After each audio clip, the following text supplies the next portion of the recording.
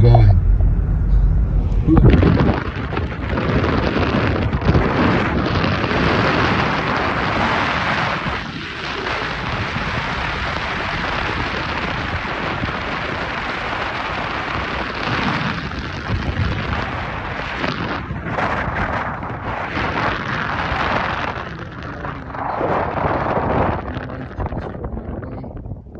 And we know that because he made an unsuccessful attempt at suicide shortly after completing that great painting.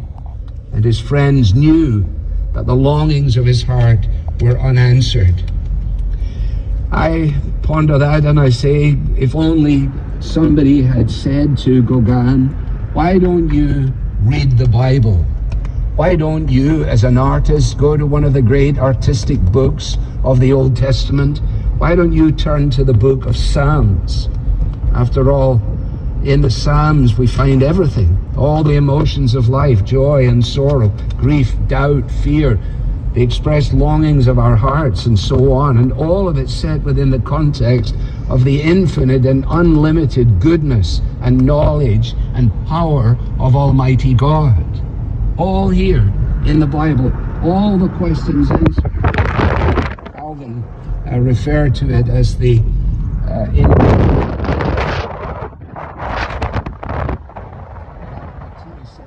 people who wrote the Psalms, and this is a Psalm of David here, they were people who knew far less about God than we do, and yet a great deal more.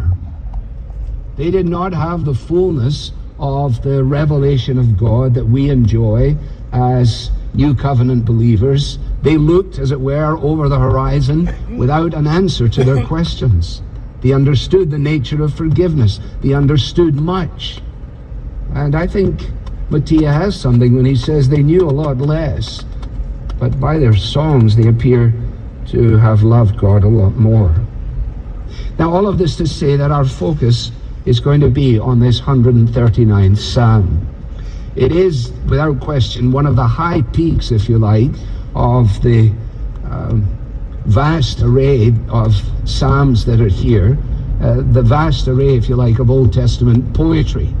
What you have in the Psalms is poetic theology or theological poetry, written in such a way that we can understand that all the tiny thoughts that we may have of God, all the ways that we may think to constrain him or marginalize.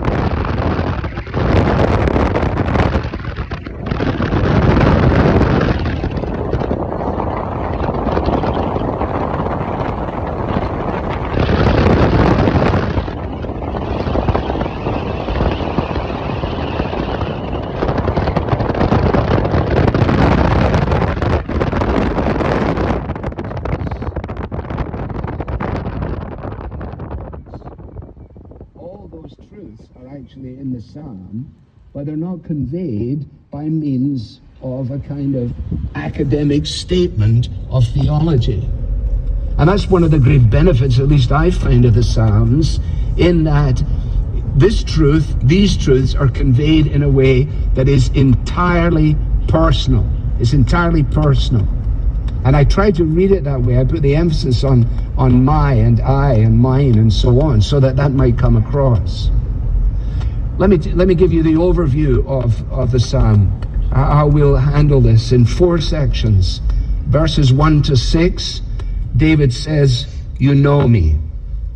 Verses 7 to 14, you encompass me, or you surround me.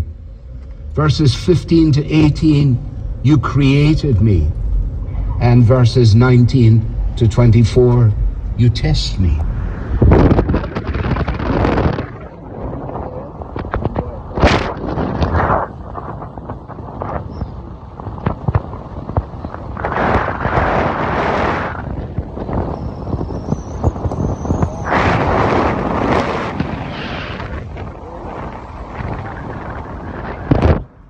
Creation.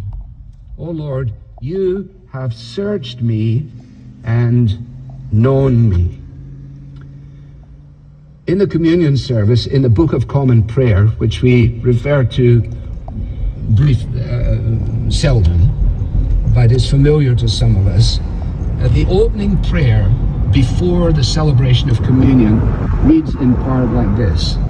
The man officiating at communion says, "Almighty God, unto whom all hearts are open, all desires known, and from whom no secrets are hidden, we come to you." It's very, very good. Let me just read it again. Almighty God, unto whom all hearts are open, all desires known, and from whom no secrets are hidden, we come to you. In other words, God knows everything. Google and other Google-like things have ambitious, hugely ambitious plans for collecting data. And they are collecting data. But they cannot hold a candle To the Bible. to this. To the Word. How many billion people are in the world this morning? I don't know. Salt. 8? 7? 8? Now just think about this for a moment. What is the psalmist saying?